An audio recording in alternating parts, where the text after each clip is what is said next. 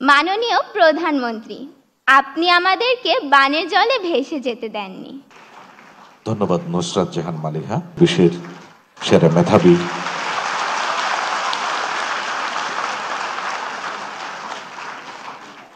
আসসালামু আলাইকুম। জাতির পিতার কন্যা মাননীয় প্রধানমন্ত্রী, আমি Nusrat Jahan Maliha, Hazaribagh girls school and কলেজের ৮ম শ্রেণীর শিক্ষার্থী।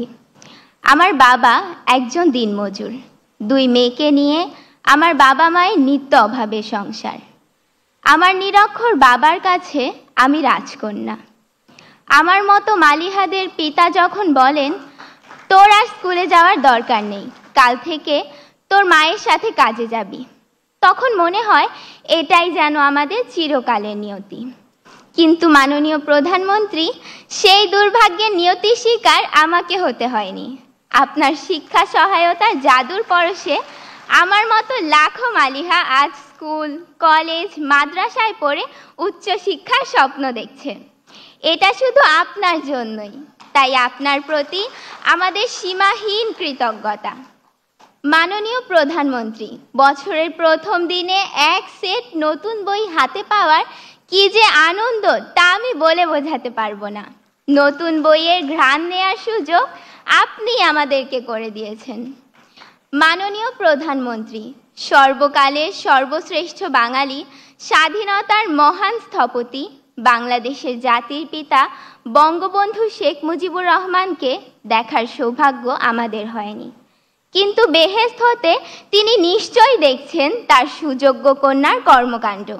দুঃখী মানুষের মুখে হাসি ফুটিয়ে কিভাবে তিনি সর্বক্ষেত্রে বাংলাদেশকে এগিয়ে নিয়ে যাচ্ছেন।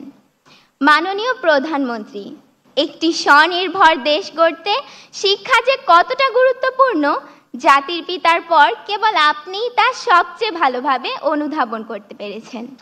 আর সেজন্যই দরিদ্র মেধাবী শিক্ষার্থীদের ঝরে পড়া বন্ধ করতে আপনি চালু করেছেন এই উপবৃত্তি। তাই আপনার প্রতি কৃতজ্ঞতা জানাতে আমাদের প্রিয় শিক্ষক আক্তার স্যারের কবিতার কয়েকটি লাইন বলতে চাই।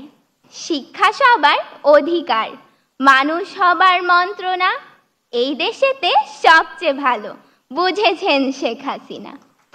আপনি না বাড়ালে হাত, হারিয়ে যেতাম কোন অতলে, দুঃখের সাগর পাড়ি দিতে ভেসেই যেতাম বানের জলে।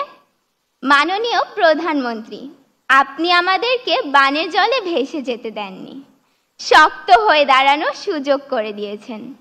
মাননীয় প্রধানমন্ত্রী, এত কাছ থেকে আপনাকে দেখার আনন্দ আমি ভাষায় প্রকাশ করতে পারছি না। আপনার গভীর দেশপ্রেম আমাদের ক্ষুদ্র হৃদয়কেও আন্দোলিত করে। আপনাকে দেওয়ার মতো এই ক্ষুদ্র আমাদের কিছু নেই। আমরা 2 হাত তুলে মহান আল্লাহর কাছে আপনার সুস্বাস্থ্য ও দীর্ঘ জীবন কামনা করছি। আপনার স্নেহের ছোঁয়ায়, মায়ের মমতায় আমরা যাতে স্মার্ট বাংলাদেশের স্মার্ট নাগরিকে পরিণত হতে পারি, ভবিষ্যতে দেশের জন্য কিছু করতে পারি, আপনার কাছে সেই দোয়া প্রার্থনা করি। ধন্যবাদ মাননীয় প্রধানমন্ত্রী, ধন্যবাদ উপস্থিত সকলকে। জয় বাংলা, জয় বঙ্গবন্ধু, বাংলাদেশ চিরজীবী হোক। আসসালামু আলাইকুম। ধন্যবাদ সবাইকে। ধন্যবাদ নুসরাত জাহান মালিহা। বঙ্গবন্ধু সৃজনশীল মেধা অন্বেষণ 2024-এর সেরা মেধাবী